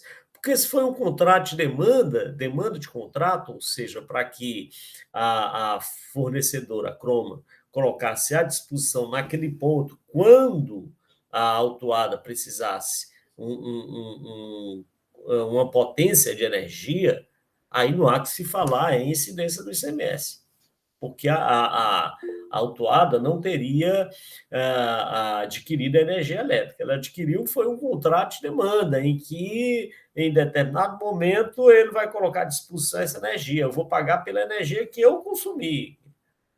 Né? Mas como eu quero essa energia oferecida de forma integral, da forma que eu precisar, eu vou pagar mais. Então, foi isso que foi repassado para o Cimenta Apodi, ou seja, o que eu vou pagar, o que o Cimenta Apodi vai pagar, é somente a transferência desse direito de potência, né? Porque se for isso, realmente não há como falar em incidência do ICMS, tenho que reconhecer. Não sou não sou um camarada quadrado que é incapaz de reconhecer. Agora, se foi um contrato de fornecimento de energia, veja a diferença, senhores. Eu contratei que ela me fornecesse X de energia. Então, esse X de energia é que eu estou repassando para o Cimenta Apodi. Aí é a incidência do ICMS. Ainda que não tenha entrado, porque a energia realmente não pode ser acumulada, não pode ser guardada, a não ser que tivesse uma bateria enorme aí para guardar essa energia. E não tem. Então, essa diferença me parece que seria fundamental. E eu, doutor Felipe, eu tive olhando o contrato e não consegui identificar, porque lá no contrato, quando trata o objeto do contrato, diz o seguinte, lá na cláusula 2ª, o presente contrato tem por objetivo estabelecer os termos e condições que regularão a comercialização e compra e venda de energia elétrica contratada entre as partes, por meio da qual a vendedora fornecerá à compradora, mediante o pagamento de preço, a energia elétrica contratada nos montantes, não consigo ler direito, porque não está muito boa, e demais especificações estabelecidas no anexo 1 do instrumento. Ou seja, essa energia é uma demanda, porque se for demanda,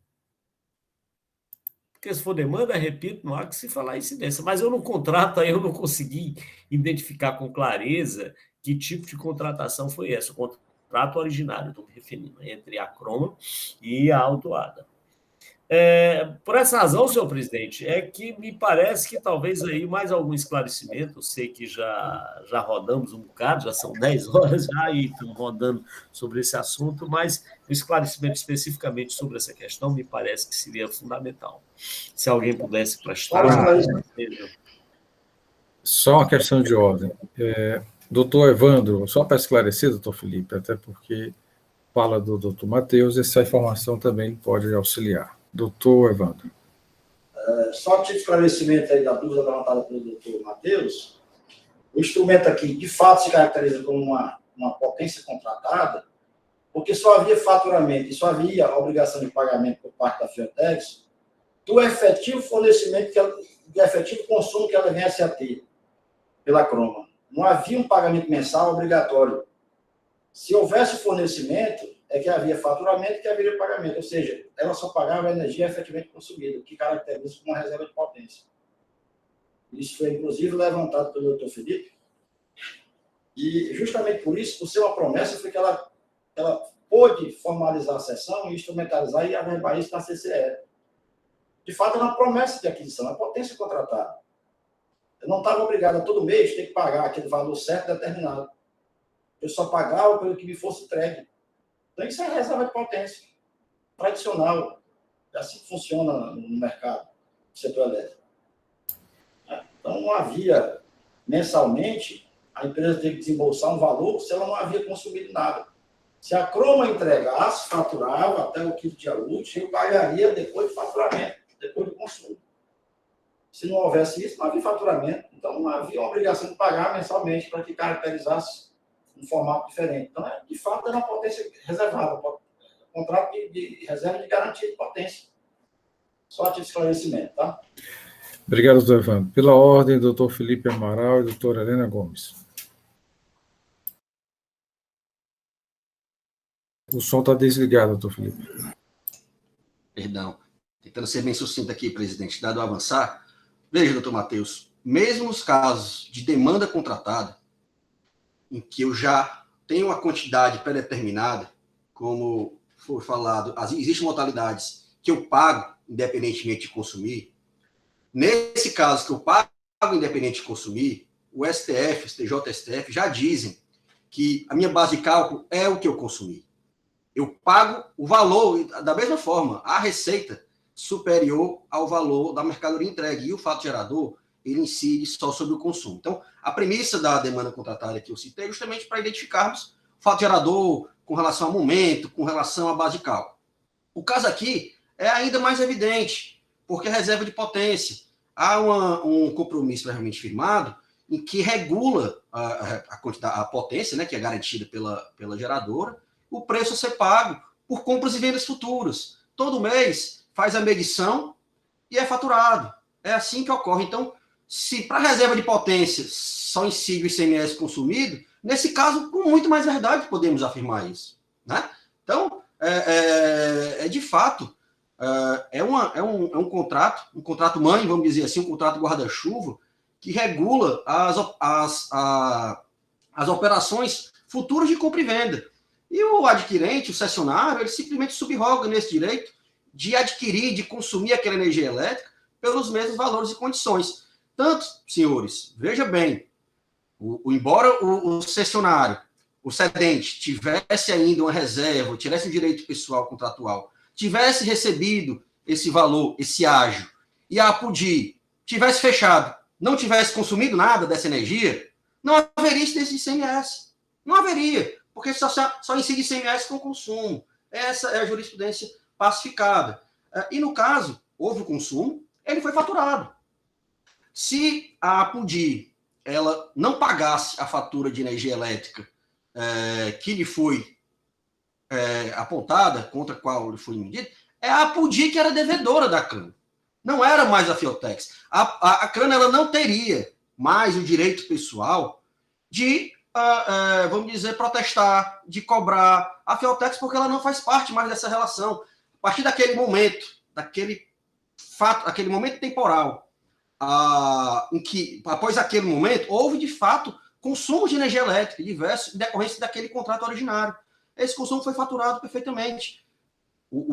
Mas foi faturado e consumido pela cessionária, que assumiu ônus e bônus dessa posição contratual. Então, era esclarecimento. Não é a demanda contratada propriamente dita, é a reserva de potência, mas com muito mais verdade podemos afirmar que não incide em decorrência da natureza desse contrato, senhor presidente. Obrigado, doutor Felipe, pela ordem, doutora Helena e doutora Diana. Rapidinho, senhor presidente, é só porque, para mim, muito bem observado aí pelo doutor Felipe, pelo doutor Pierre, ou pelo doutor Matheus, mas para mim não está bem claro nos autos que se trata de um contrato de demanda contratada, certo? Porque, assim, quando a gente vai nas informações complementares, aqui rapidinho, ele diz assim, ó, é preciso que a Croma disponibilize contratos de cessão de montantes. É simples perceber que contratos de cessão de montantes, como firmado entre a Fiotex, a Podi e Croma Energia, podem ser perfeitamente executados. Tá? Então, assim, eu queria só dizer, senhor presidente, que, para mim, embora eu concorde com as colocações de que, se não houve a transferência da propriedade, se foi realmente só um contrato de demanda e considerando que só incide o ICMS sobre a energia efetivamente utilizada, concordo que não haveria que se falar realmente, mas não está claro para mim nos autos. Então, eu iria sugerir que fosse encaminhado, fosse feita uma diligência para verificar esse contrato de venda entre a Croma e a Fiotex, para ver se esse contrato de venda se trata de demanda de reserva contratada ou de contratos de montantes de energia elétrica. Não, presidente, sendo objetivo, eu concordo inteiramente com a doutora Helena, porque eu estou em dúvida em relação a essa questão. E esse ponto que ela apontou nas informações complementares, ela afirma que é venda de montante de energia e não contrato de demanda. Isso precisa ser esclarecido, porque isso vai depender o destino, diria assim, a conclusão, inclusive da Procuradoria, sobre esse assunto. Eu sugeriria também que fosse dado esse encaminhamento, a fim de que a diligência, a perícia, pudesse confirmar, afinal, que tipo de contrato é esse. É um contrato de montante, como afirmado pelo agente, ou um contrato de demanda, tipo contrato de demanda? Um contrato de fornecimento ou um contrato de potência, está sendo mais claro? Há que fazer essa diferença entre o fornecimento de uma quantidade X de energia e o contrato de potência de energia, que é sobre o qual não há incidência do ICMS. Eu sugiro também esse encaminhamento, senhor presidente. Pela ordem, doutora Diana. Voltando aqui, mas eu gostaria de fazer mais uma leitura bem rápida aqui da informação complementar, para ver se a gente consegue ter um esclarecimento sobre a questão contratual, sobre essa seção. Doutora Diana, só uma questão de ordem. Parece-me que há uma dúvida, né, com relação ao texto, teor da informação complementar e os argumentos de defesa. O próprio contrato parece que poderia, a perícia, a diligência, nesse sentido, esclarecer. Né? Não sei se, nesse momento, a leitura da informação complementar, destacando os dados ou o levantamento pelo agente fiscal, poderia esclarecer a dúvida principal, que é hoje, que é o objeto do contrato, né? Nesse momento, o objeto do contrato. Mas fique à vontade. Obrigada, senhor presidente. O auditor fala de um contrato de re-ratificação de contrato de cessão de direitos, as páginas 17 da informação complementar. Ele anexou como documento 6, atribuído o valor de revenda da energia elétrica à Podi, denominando de remuneração mensal. Eu estou falando desse trecho porque eu gostaria de fazer esse contraponto à fala do doutor Evandro Praz, no momento que ele falou que não havia uma remuneração mensal. Denominando de remuneração mensal, deixando evidente que os lançamentos contábeis que serão abaixo apontados estão relacionados a este contrato. Na oportunidade, não houve a estipulação de remuneração pela seção pactuada. Por assim dizer, serve o presente instrumento para dispor de comum acordo entre as partes o valor e forma de pagamento da seção mencionada no item 2.1, a saber, pela referida seção, a segunda contratante, que é a cessionária, pagará à primeira contratante uma remuneração fixa, desde já entabulada em R$100.000, a qual integralmente quitada no presente ato, pelo que da quitação a referido pagamento. Aí o auditor coloca exatamente um trecho aqui que eu acho que é um trecho muito esclarecedor.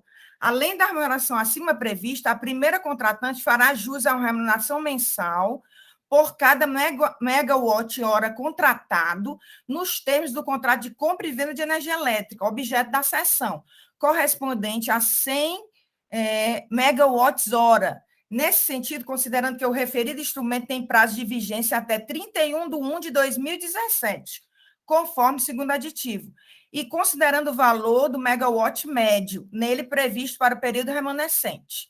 Aí ele vai detalhar aqui que é R$ 255 mil mensais, num período compreendido entre janeiro de 2015 a dezembro de 2015, e R$ 219 mil mensais no período compreendido entre janeiro de 2016 a janeiro de 2017, e assim o auditor segue. Para mim, esse ponto é mais um ponto muito relevante para as nossas discussões. Grata, presidente. Obrigado, doutora Diana. Pela ordem, doutor Evandro, fazer uma observação? Sim, duas observações. Uma a respeito do questionamento e da dúvida ainda permanecente em relação a se é um contrato de venda de energia ou chamado contrato de montante. A questão é justamente essa, doutor Matheus. Aqui se trata de um contrato realmente de montante, porque senão não seria possível ter sido admitida a cessão pela Câmara Comercializadora. Não se adquiriu a energia, eu não paguei, eu fiz uma promessa de aquisição de energia. É o que a gente chama no mercado normal, do setor elétrico, realmente de contrato de montante de energia, ou de potência garantida. Tanto que eu não paguei antecipadamente por essa energia, para que esse cara pesasse uma compra. Eu acertei com a Croma que, à medida da minha necessidade, e à medida que ela fosse me entregando, eu pagaria energia. Então, é um montante. E só se há sessão regulamentada no mercado livre de comercialização de energia, de contrato de montante. Fora isso, não existe outro tipo que se permita esse tipo de sessão. Só existe sessão de contrato de montante. A regulamentação é muito específica em relação a isso. Inclusive, a própria resolução 611 que o doutor Felipe colocou, não há outra forma. E sobre o que a senhora conselheira Diana colocou, o que a defesa sustentou é que, em relação ao contrato Croma-Fiotex, não havia pagamento sem que a mercadoria tivesse sido entregue. Esse aditivo contratual aí é da relação entre Fiotex e Apodi, da definição e da condição que seria pago o ágio. Tá? Mas, em relação ao contrato Croma, fornecer energia e receber preço, a Fiotex nunca pagou nada antecipado. Ela só pagava à medida que ela ia consumindo um montante. Faturava-se, entregava e recebia. Então, sempre foi contrato de montante. Era, de fato, uma promessa. Eu tinha que ter uma certeza de que, à medida que meu parque fabril necessitasse da energia, eu teria como receber essa energia. Isso é contrato de montante. Não há outra interpretação, me desculpem a forma como colocada, mas, na prática, é isso. Juridicamente, é isso também, é um contrato de montante. Outro formato, contrato de venda de energia, que se fosse de outro aspecto, como a gente imagina, comprar, já pagar e receber, aqui não é o caso. Aqui eu contratei uma reserva. Você tem que entregar tantos megawatts no custo dessa relação contratual, à medida que eu for adquirindo, que eu for consumindo, eu vou pagando. Isso é contrato de montante. Tá? E sobre essa questão do ágio, relação contratual entre as partes, houve um pagamento de remuneração e foi colocada. O fato de estar mencionado aqui com um valor de acordo com o megawatt que a Apodi iria consumir, é justamente porque, como nós demonstramos nos memoriais, mesmo com essa sessão pagando ágio, a Apodi teve uma margem benéfica de um pagamento menor pelo preço atual do megawatt, de R$ 96,00 por megawatt adquirido. Foi isso que justificou o pagamento desse ágio. Então, toda essa receita é uma receita tributada no âmbito federal. Imposto de renda e contribuições sociais federais. Mas, como fato gerador de ICMS, se a gente for caminhar por isso, nós teremos duas cobranças de ICMS. Porque no fornecimento, na entrega da mercadoria, da energia, toda entregue pela Croma para a Apodi, houve destaque, houve pagamento de ICMS, recolhimento. Como é que eu vou ter que recolher ICMS sobre a minha receita de uma seção de cuja mercadoria eu não paguei, não recebi e não era proprietário? E nem poderia fazer isso porque eu não sou comercializador de energia. Então, mais uma vez, a questão é, o contrato é de fato um contrato de montante. Por isso é que foi admitida a sua sessão na Câmara Comercializadora, que é o órgão federal que supervisiona e que fiscaliza o cumprimento da regulamentação do setor elétrico. Ok? Obrigado. Obrigado, doutor Evandro. Doutor Felipe Amaral.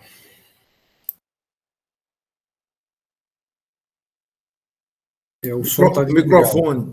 Microfone. Desculpe. Eu só queria, na verdade, eu já explanei, estou confortável para votar. Eu queria só entender, doutora Helena, essa diligência, ela seria em que sentido? Porque o contrato está nos autos. O que é que a perícia aferiria que não podemos aferir agora, né, com relação a o que foi, depois da sessão, foi faturado diretamente para a Fiotec? Só para entender, embora eu esteja confortável, obviamente, se para o conforto dos demais conselheiros entenderem de uma digressão, uma informação maior, eu não me oporia, né? Embora eu esteja confortável para julgar. Mas só para entender, porque vai chegar na perícia, ela vai se deparar com os contratos que estamos nos deparando aqui. Não é uma análise contábil, é uma análise além disso. Então, só para, vamos dizer, na prática, baixar em diligência, o que é que isso alteraria? Só para entender mesmo, mas se for o caso da turma, ou de vários pares se entenderem mais confortáveis, eu também não. Doutora Helena. Doutor Felipe, eu não me sinto segura, por isso eu acho que a diligência seria necessária para esclarecer exatamente isso. Se o montante de energia adquirido pela empresa, a empresa pagou por esse montante de energia e vendeu o que ela não utilizou depois, ou se ela fez um contrato apenas de demanda de reserva contratada. Entendeu? Senhores, isso para mim não está claro. Só uma sugestão aí, cabe aos senhores decidirem, depois passo a palavra ao doutor Pedro Jorge. Na defesa, afirma que não houve o pagamento nesse período de fevereiro a dezembro de 2015 a Croma, ao fornecedor, né? Eu acho que é uma oportunidade também de verificar nos autos, escrita fiscal, contábil, se houve ou não esse pagamento e se esse ônus, a responsabilidade é totalmente da APODI. Assim, eu acho que robustece, fortalece aí o entendimento dos senhores. Uma sugestão, valores pagos da Fiotec a Croma nesse período, de fevereiro a dezembro, houve efetivamente consumo ou não, né? Enfim, é apenas um dado adicional. Doutor Pedro Jorge, com a palavra. Presidente, não, é só para corroborar aí com o seu entendimento, porque inicialmente eu achei que a doutora Helena, essa dúvida dela, e ela poderia, até no pedido de vista, dirimir, né? Porque, como o doutor Felipe falou, os contratos estão aí, tá? Agora, esse outro dado aí que o presidente falou, realmente, aí talvez fosse necessário baixar em diligência, né? Então, é só isso aí. Doutor Evandro, ainda quer se manifestar para concluirmos essa etapa de discussão, encaminhamento? Com relação a última colocação do senhor presidente, me parece que na constatação fiscal, o agente responsável pela diligência levantou isso. No sistema da Cefaz não consta nenhuma nota da Croma para a Fiotec. As informações suplementares das documentações que estão na mídia aí, que me foi apresentado no Corpo dos Autos, informações estão aí. Bom, cabe aos senhores decidir. Doutor Pedro Jorge. Não, presidente, tendo aí nos próprios autos, eu acho que um simples pedido de vista aí da doutora Helena resolveria esse problema, porque ela teria como ver e verificar o contrato, ou o próprio doutor Matheus, que eu sinto a preocupação do doutor Matheus, realmente, porque se for um contrato que é o que está sendo ventilado aí pela defesa, se nós, vamos dizer aqui, se essa Câmara se manifestar contra, iríamos gerar um prejuízo para o Estado, com questão de sucumbência, haja vista que o próprio STJ e a STF já têm posições definidas sobre isso aí. Doutor Matheus, alguma manifestação? Vamos colocar em processo para votação, diligência. Presidente, se eu for interpretar a cláusula que já me referi, exatamente porque o agente fiscal fez considerações, dizendo que era contrato, muito bem observado pela doutora Diana, eu chegaria à conclusão de que, na verdade, foi compra de energia que ele fez. Ele não fez compra de potência, não. Eu estou sugerindo acompanhando a doutora Helena, exatamente para não restar dúvida, porque se analisar o contrato, a cláusula 2ª, e aí atendendo às considerações que foram feitas pelo doutor Felipe, veja bem, vou ler de novo a cláusula 2ª. O presente contrato tem por objetivo estabelecer os termos e condições que regularão a comercialização, compra e venda de energia elétrica contratada entre as partes, por meio do qual a vendedora fornecerá à compradora, e aí tem nos montante e pagamento do preço a energia elétrica contratada. Então, veja, mas que energia elétrica contratada? É isso, por essa razão que eu sugeri, acompanhei a sugestão da doutora Helena, de que não restasse dúvida sobre isso. Porque se minha posição fosse agora, e com base exclusivamente na cláusula 2ª, eu diria que foi aquisição de energia elétrica. Ele comprou, como qualquer um de nós pode comprar no mercado elétrica energia, para comercializar. Isso acontece demais. Está acontecendo hoje. O cara compra 100 kW, e vou vender 100 kW. Ele não vai vender demanda de potência. No Mercado Livre, ele não vende demanda de potência. Então, nesse contrato aí, que contratação foi? Foi uma demanda de potência que está sendo transferida para um terceiro? Se foi isso, não tem incidência do ICMS.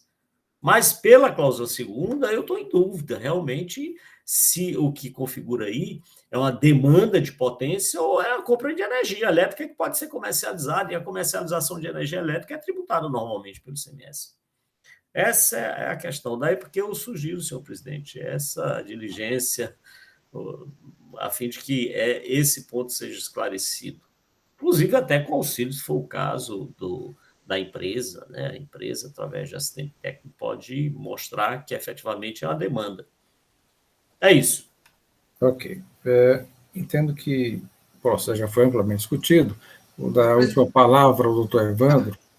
Rapidamente, presidente. Só se me permite também, para a gente caminhar, né? Se nós aqui, com a documentação que está nos autos, né, estão com dúvida, quer dizer que alguma documentação complementar vai ter que ser solicitada pela perícia, né, pela diligência, né? Senão estaremos aqui discutindo, né? Os autos são os mesmos. E aí eu questiono, porque realmente está faltando no contrato, aqui, pelo menos do que eu tenho nos autos, o anexo, né? O anexo 1, ou está nos autos, em que ele faz referência, né? Eu li a questão do contrato mãe, né? E no anexo, talvez essa informação esteja, vamos dizer assim, doutor Matheus, melhor elucidada, né? Eu não estou aqui com o anexo, não foi se ele foi juntado. Porque se identificarmos o que estaria faltando de documentação, complementação, uma sugestão, já que a perícia vai ter essa mesma dúvida, se não é o caso, não sei se a depender do que precisaríamos para ter a convicção, se um adiamento para que o doutor Evandro apresentasse, para não ter que baixar em diligência, não sei se vai precisar circularizar para a CRAMA, né? Que tipo de diligência seria essa? Se a gente pode suprir aqui ou não, né? Para não ter já o terceiro julgamento, voltar para a primeira instância, né? Poderia até solicitar informação aos órgãos competentes sobre essa questão, a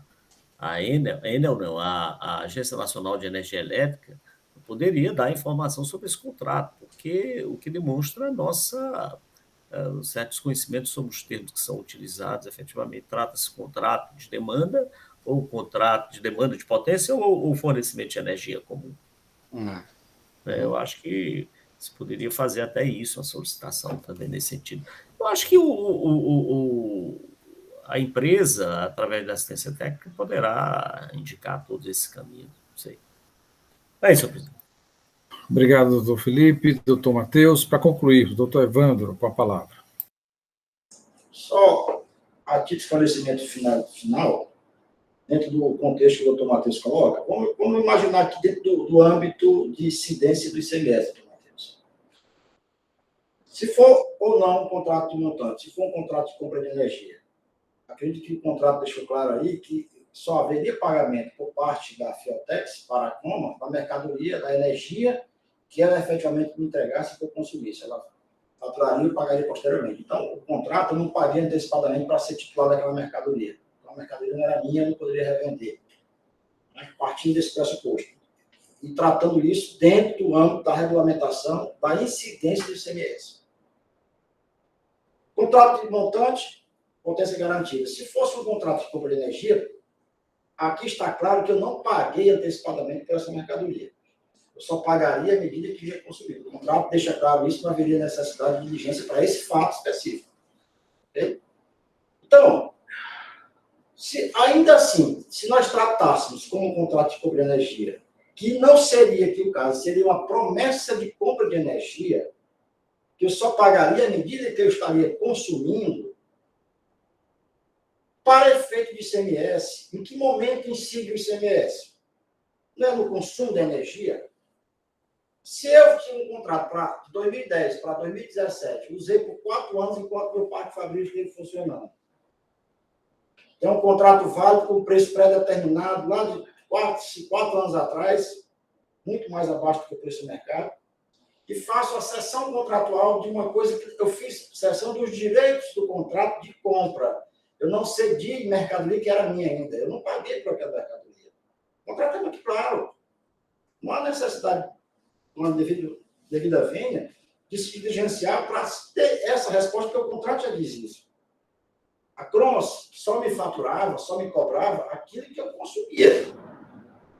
Então, eu tinha mais 3 anos de contrato para frente.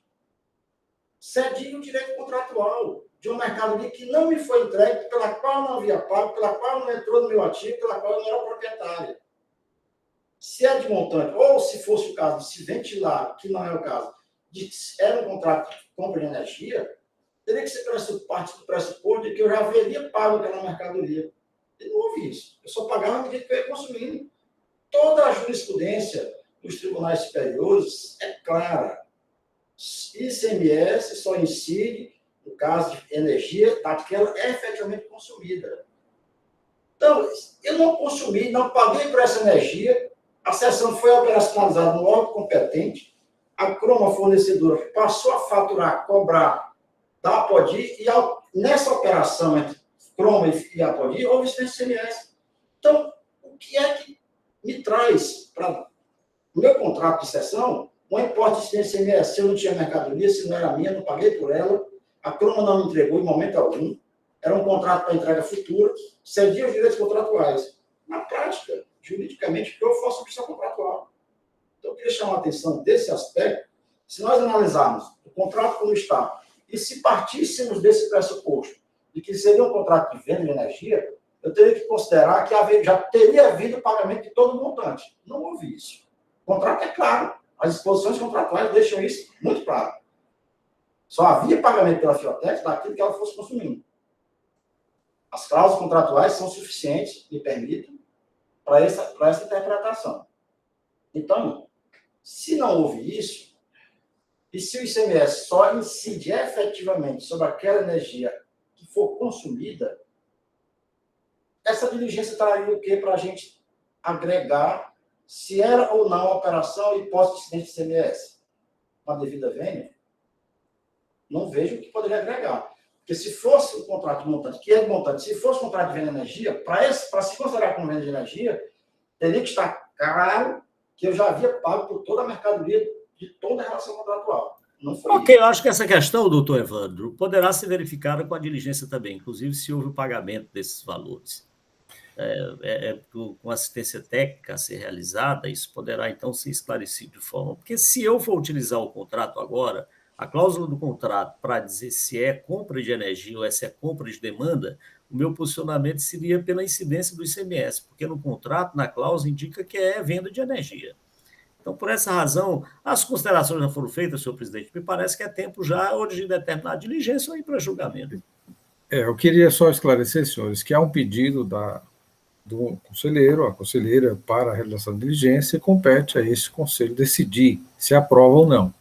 Ultrapassada essa fase, poderemos voltar a discutir essa questão de mérito, inclusive com a votação também de procedência e procedência do feito fiscal. Então, da forma regimental, a doutora Helena, mencionou a necessidade de baixar o custo do processo de diligência para verificar o objeto do contrato, se fornecimento de energia, ou se demanda de potência, Sugerir também a questão dos valores, se efetivamente foram pagos, né, durante esse período de fevereiro a dezembro de 2015. Entendo que são elementos que vão esclarecer ainda mais essa questão. E o doutor Felipe tinha sugerido também anexar todos os elementos do contrato, inclusive aditivos, né, que porventura ocorreram durante esse processo, esse período. Se for o caso, presidente, só para oficiar a própria fornecedora de energia elétrica, que ela pode, como ela forneceu para a Fiotex e agora para tal, ela pode ter essa informação bem detalhada de onde encerrou de um, começou de outro, o que é que foi pago, o que é que não foi pago, o que é que recebeu. Talvez ela seja o sujeito que tenha a informação na mão de forma mais fácil, né? Não sei. Perfeito. De qualquer forma, a perícia, né, vai acionar tanto a empresa, Intela, a Fiotex, como o fornecedor, né? Doutor Pedro Jorge, como conselheiro relator, como... Presidente, eu vou aqui pedir vênia para baixar o processo de diligência, segundo o entendimento aí da doutora Helena, e nós temos apenas que montar esses quesitos aí, né, que você já leu aí uma parte, certo, e ver o que é que a gente pode acrescentar aí, evidentemente oportunizar a empresa, através do doutor Evandro, aí, a ter um assistente técnico, né, lá participando da perícia, para poder justamente dirimindo quaisquer dúvidas que tiverem. Sem dúvida, doutor Pedro. Algum conselheiro vota em sentido contrário, ou não é favorável à relação de trabalho pericial? Bom, o silêncio indica que, por decisão unânime, esta Câmara resolve baixar o custo do processo em realização de diligência ou perícia para verificar o objeto do contrato, identificando o fornecimento ou a demanda de potência, né? A questão dos valores, identificar se realmente nesse período ocorreu ou não o pagamento, a questão do assistente técnico e também obter junto ao fornecedor, objeto da fornecedora de energia, objeto do contrato, com seus anexos, com o objetivo de esclarecer essa questão. Evidentemente, doutor Pedro pode, nos seus quesitos, né, acrescentar outro elemento, e a empresa será devidamente intimada para participar desse momento de verificação e subsidiar o trabalho pericial. Agradeço a participação do doutor Evandro e acreditamos que o retorno agora venha elucidar e concluir esse julgamento. Bom dia a todos, obrigado. Até logo. Obrigado, igualmente. Sugiro, senhores, 5 minutos de intervalo, nós temos mais 3 processos para discussão e votação.